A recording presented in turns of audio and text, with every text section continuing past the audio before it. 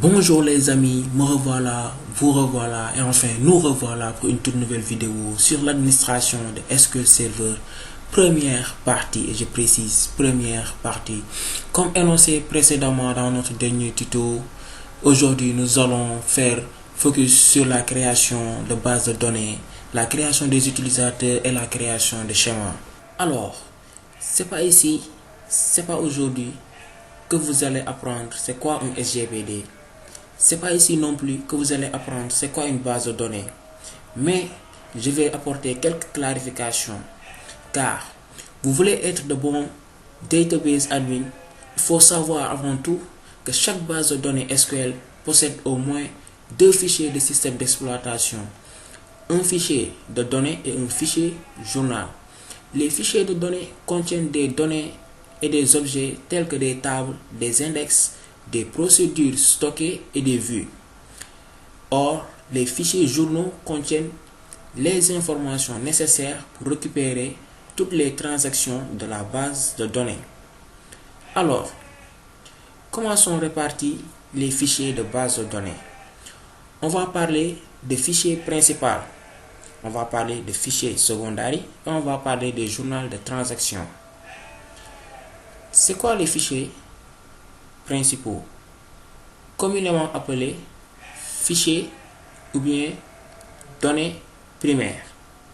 Ce type de fichier contient les informations de démarrage de la base de données et pointe vers les autres fichiers de la base. Alors, il y a aussi le type de fichier qu'on appelle secondaire ou bien le fichier secondaire. Ce type de fichier est un fichier de données facultatif. Un fichier de données facultatif défini par l'utilisateur. Ce qui veut dire que vous pouvez créer ce fichier, vous avez le choix pour créer ce fichier ou pas, ça dépend de vous. Donc les données peuvent être réparties sur plusieurs disques en plaçant chaque fichier sur un lecteur de disque distinct. Ceci concerne les fichiers de type secondaire. Et enfin, il y a le journal des transactions. Alors, ce journal contient les informations utilisées pour la récupération de la base de données. Chaque base de données doit posséder au moins un fichier de journal. C'est les fichiers communément appelés les fichiers log. Alors, on a trop parlé, je pense, pour introduire notre manœuvre du jour. Let's go. Connectons-nous à notre base de données. Voilà, on avait déjà vu comment se connecter la dernière fois. Alors, pour notre premier point, donc, pour les besoins de performance, nous allons créer une base de données qu'on nommera tuto avec deux groupes de fichiers. Le groupe primaire qui aura un fichier de données qu'on nommera tuto prime.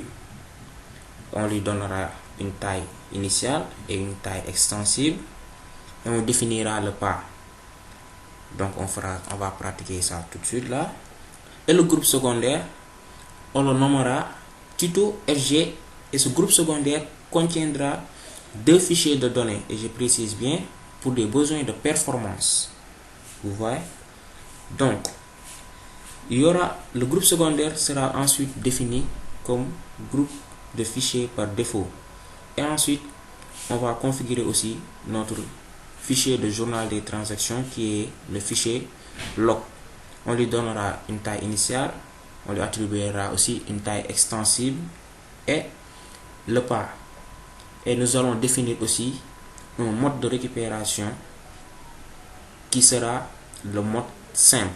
Alors, comment créer cette base de données? Ici sur Database, on fait un clic droit. New Database. Voilà. On a dit que notre base de données, on l'appellera tuto. Voilà, tuto. Avec deux groupes de fichiers. On va déjà ajouter un file groups qu'on nommera tuto FG. Et le groupe secondaire, on a dit que sera défini comme groupe de fichiers par défaut. Donc ici sur default, on coche le groupe secondaire qui est tuto FG et on revient sur général. Là, on nous avait dit que le groupe primaire aura un fichier de données qu'on appellera, bon, on va l'appeler tuto prime bien sûr, pour montrer que c'est le groupe primaire. Et le groupe secondaire aura deux fichiers de données. Donc on va ajouter deux fichiers de données. Vous voyez, on avait mis le groupe secondaire comme groupe par défaut. Il a été défini comme fichier de données par défaut. Et voilà, ça s'ajoute directement. Donc les deux fichiers de données s'appelleront tuto FG1 et tuto FG2. Voilà. Maintenant, on va configurer le fichier de données primaire. On va lui attribuer une taille initiale. Bon, on va laisser la taille initiale à 5 mégabits. Et ici, qu'est-ce qu'on va faire? On va lui attribuer une taille extensible. Donc la taille extensible, c'est ici, on va limiter ça à combien? Disons à 10 mégabits. Et on va laisser le pas à 1 mégabit. Donc là, ça marche. Limited to 10 mégabits by. Voilà. Nos deux fichiers de données du groupe secondaire, on va faire la même chose. On va limiter la taille de nos fichiers secondaires à, disons, 20.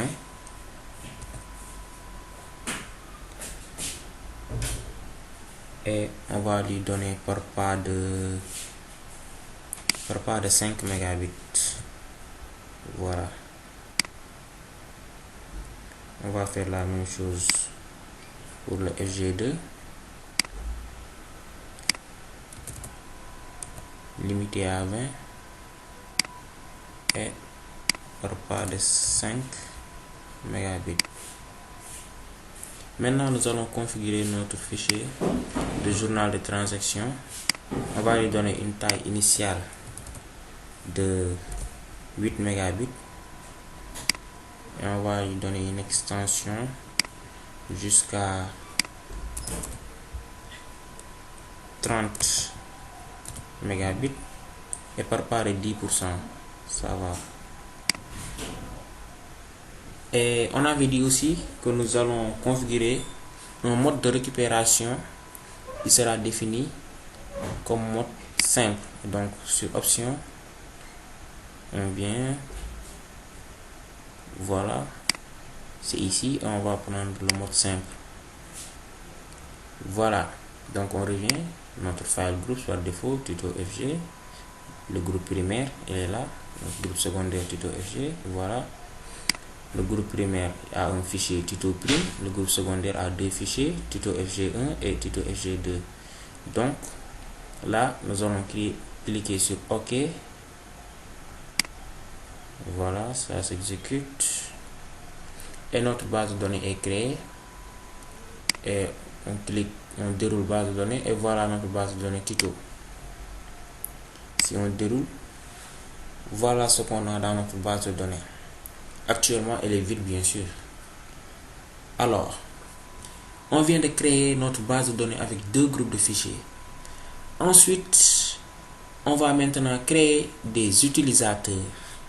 Mais bon, imaginons que la base de données tuto soit pour une entreprise. Donc, dans l'entreprise, nous avons des comptables, nous avons des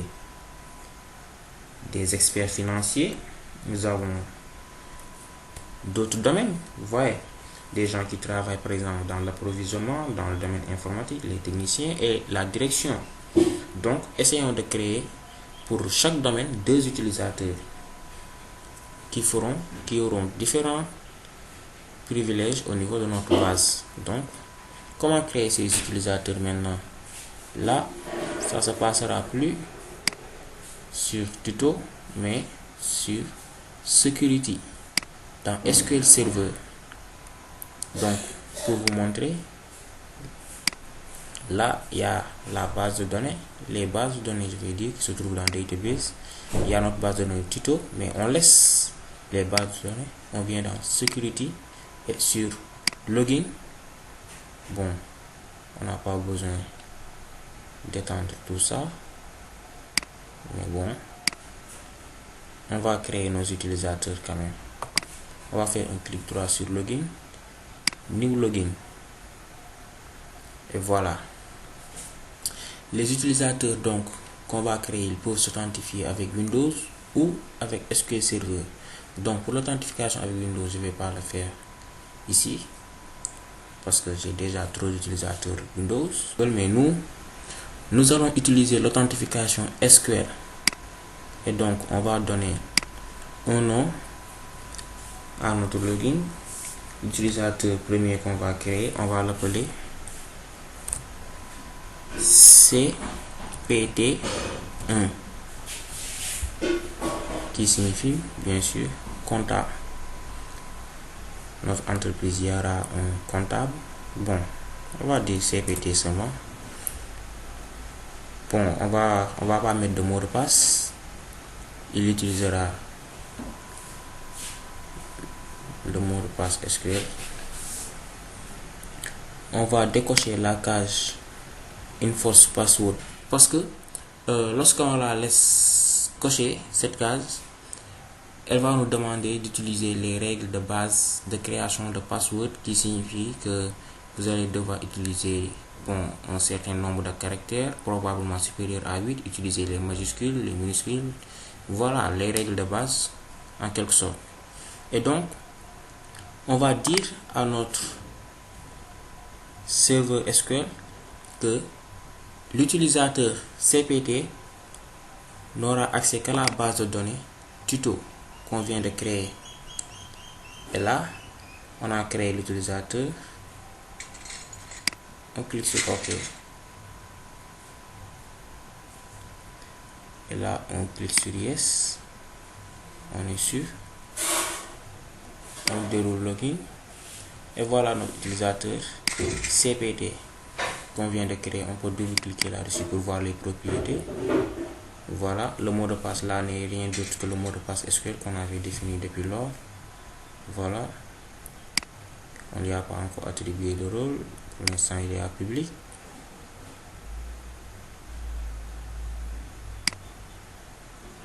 Voilà quoi ce qu'il y a dans ces propriétés. Et donc, on va créer plusieurs utilisateurs. On va revenir, faire un clic droit, new login,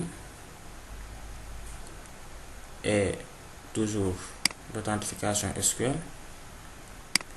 Cette fois-ci, on va créer l'utilisateur finance. Voilà, on va décocher la case et on va lui donner accès à la base de données tuto. Il aura accès uniquement sur tuto. Si je mets master, il aura accès à toutes les bases de données parce que master donne accès à SQL Server. Vous vous connectez en tant que SA, en tant qu'administrateur. Mais si je précise tuto, là je ne lui ai pas encore donné de rôle ni rien, donc il se connecte en tant qu'administrateur, mais seulement à la base de données tuto. Et on clique sur OK. Are you sure? Yes, on est sûr. Et voilà notre utilisateur finance. Donc on continue, on va créer un autre utilisateur. Cette fois-ci, comment on va l'appeler? Disons approvisionnement.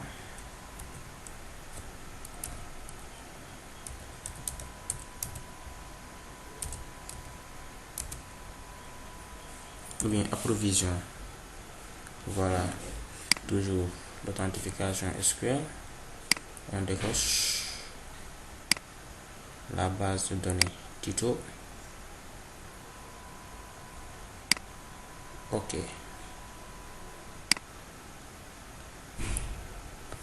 Approvision. On va aussi créer l'utilisateur technicien.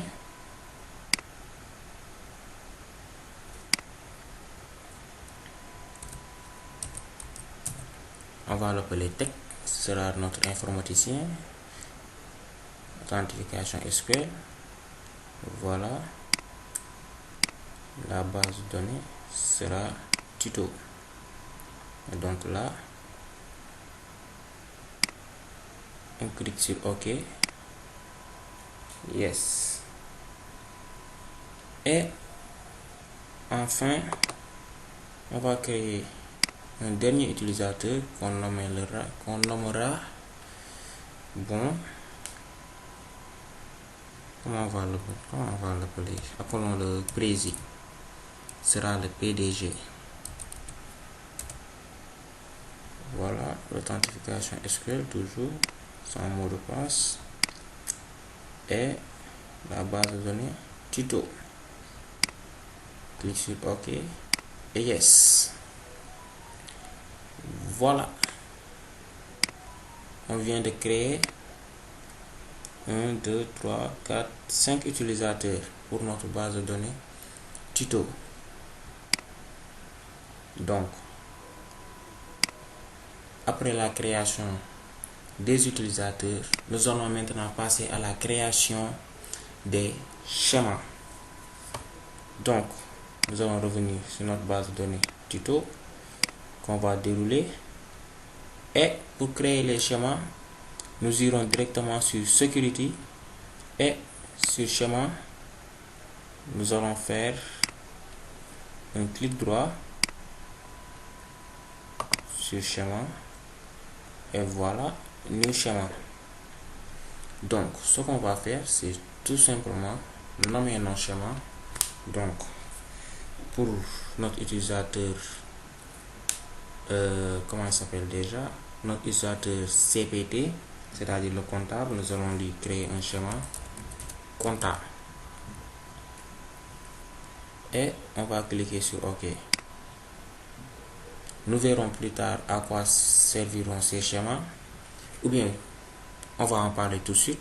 Quand on crée un schéma, donc, au lieu à chaque fois de mettre à jour des tables que plusieurs utilisateurs auront besoin, nous allons relier ces tables justement à un schéma. Et si plusieurs tables sont reliées à un schéma ou plusieurs utilisateurs sont reliés à un schéma, toute modification appliquée à ce schéma sera appliquée à toutes les tables qui sont reliées à ce schéma et à tous les utilisateurs qui sont affectés par ce schéma.